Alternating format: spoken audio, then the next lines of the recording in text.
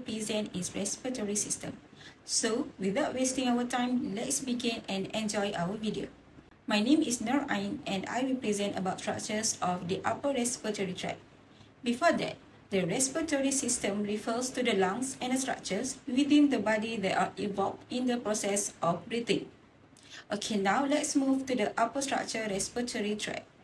The upper respiratory tract represents a critical part of respiratory system that plays a vital role in the process of respiration. It includes the nose, nasal cavity, paranasal sinuses, pharynx, and larynx. Let's start with the nose. The nose is where air first enters our respiratory system. It has two openings called nostrils, which leads to the nasal cavity. Inside, a wall of cartilage called the nasal septum, dividing the nose into two equal sections. The nose is lined with the tiny hair called cilia, which filter incoming air and remove the debris. Special tissues called mucous membranes produce mucus which moisten, warm, and further filters the air we breathe. Next, we have the olfactory receptors. These are the nerve endings in our nose that allow us to smell. Interestingly, they also play a significant role in our sense of taste. Moving on to the tonsils. These are part of our body's defense system. We have two types, which is the palatine tonsils at the back of the mouth and the nasopharyngeal tonsils, also known as adenoids.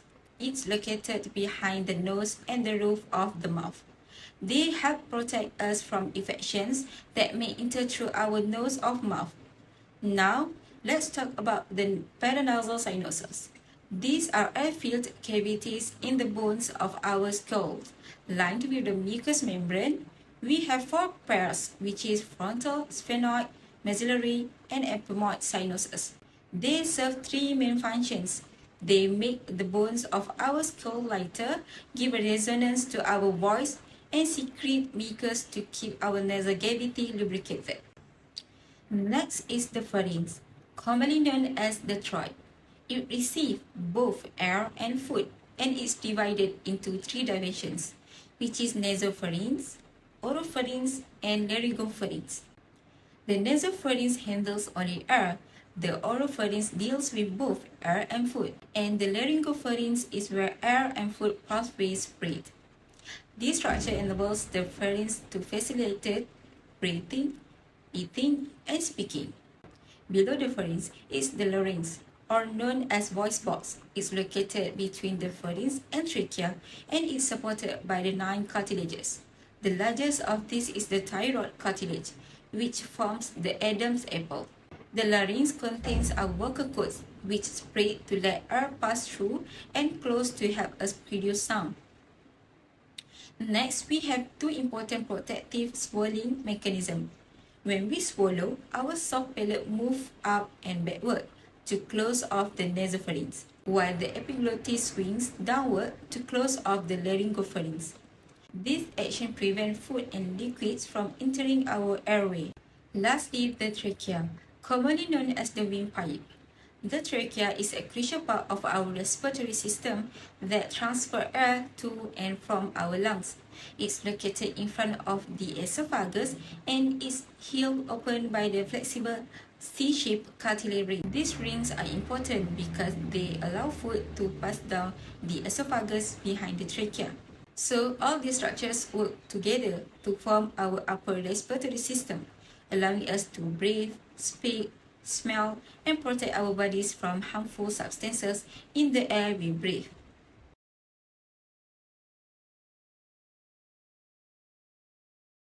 My name is HANNA and I will be representing the lower respiratory tract. First one is bronchi. Bronchi is the plural form of bronchus, which is two largest tubes that connect to the trachea and transport air directly to the lungs. Human lungs contain two primary bronchi, which is on the left and right. This tube divided into segments that has three branches that called primary, secondary, and tertiary bronchi, which continue to branch to smaller areas called bronchioles. Secondary bronchi is located near to the center of the lung, while the tertiary bronchi are located at the lung's periphery before the bronchioles. Each of the bronchioles tube end with the alveoli. Next part is alveoli. Alveoli are bunched together into clusters to form alveolar sac. The alveoli are where the lungs and the blood exchange oxygen and carbon dioxide during the process of breathing in and breathing out. Oxygen breathed in from the air passes through the alveoli and into the blood and travels to the tissue throughout the body. When you breathe in, the alveoli expand to take in the oxygen. When you breathe out, the alveoli shrink from expelling carbon dioxide. The alveoli produce a detergent-like substance known as a surfactant, which reduces the surface tension of the fluid in the lungs. This makes the alveoli more stable so they do not collapse when an individual exhales. Moving on to the mediastinum. The mediastinum is a large compartment in the thoracic cavity that contains vital structures such as the heart and its major blood vessels, as well as the esophagus, trachea, and additional important structure. The superior mediastinum is a triangle-shaped structure that sits at the upper anterior portion of the chest.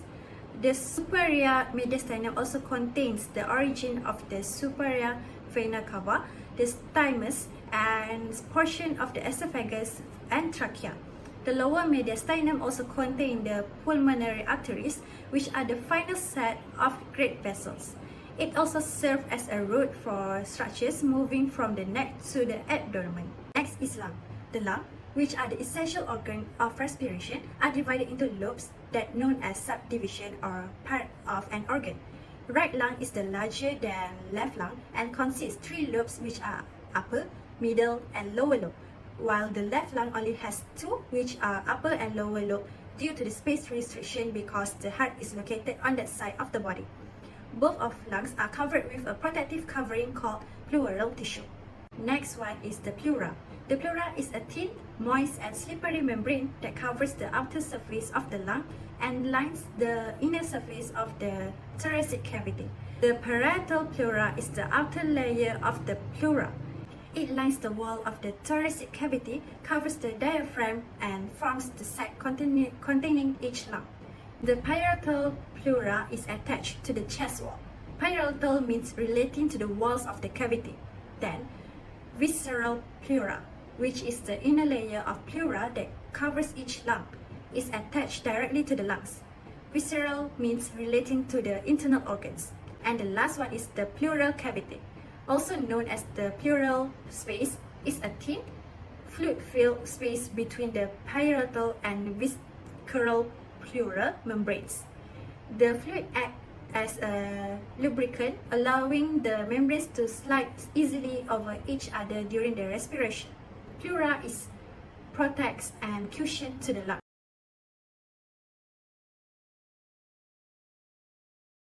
Hi, Assalamualaikum. My name is AFIQAH. I'm going to brief about functions of our respiratory system. So, the respiratory system performs several vital functions in our body. First and foremost, it delivers air to the lungs, ensuring a constant supply of oxygen. Once inhaled, it facilitates the transfer of oxygen, this air, into our bloodstream, which is crucial for cellular respiration. Simultaneously, it expels waste products. Beyond these primary gas action functions, the respiratory system plays a key role in speech production by generating airflow through the larynx. It also maintains the body acid-base balance, which is essential for overall health and proper cellular function. Additionally, the respiratory system helps regulate blood volume and blood pressure, contributing to cardiovascular homeostasis. Lastly, it enables our sense of smell, allowing us to detect and process various odors in our environment. These diverse functions highlight the respiratory system's integral role in maintaining overall psychological balance and supporting multiple bodily processes beyond just breathing. So, the upper respiratory tract consists of several key components. The nose is where air enters and passes through the nasal cavity. The throat, also known as the pharynx, receives both air and food. The larynx contains vocal cords that separate to allow air passage and close to assist with sound productions. The trachea transports air to and from the lungs, while also allowing food to pass down esophagus. The mouth is also part of the upper tract. This structure collectively forms the upper part of our respiratory system, each organ playing a crucial role in the process of breathing and, in some cases, eating. The lower respiratory tract, as you can see, is a complex system designed for efficient gas exchange. The lungs, two large organs occupying most of the chest cavity, are the primary structures. Air enters the lung through the bronchus, a sturdy tube that branches into smaller areas called bronchioles. These bronchioles form an intricate tree-like network within the lung tissue, ultimately leading to tiny air sacs called alveoli. Alveoli are crucial for respiration, serving as the site where oxygen enters the bloodstream and carbon dioxide is expelled. They also produce surfactant and substances that reduce surface tension in the lungs, preventing them from collapsing during exhalation. This is vital for maintaining continuous, efficient breathing. I also put the diaphragm, a dome-shaped muscle beneath the lung. While not part of the respiratory tract itself, the diaphragm plays a key role in breathing by contracting and relaxing to shrink the volume of the chest cavity, facilitating inhalation and exhalation. Together, this structure forms an elegant system that enables the essential functions of breathing, allowing our bodies to obtain oxygen and remove carbon dioxide efficiently. Thank you. We move to the next presenter.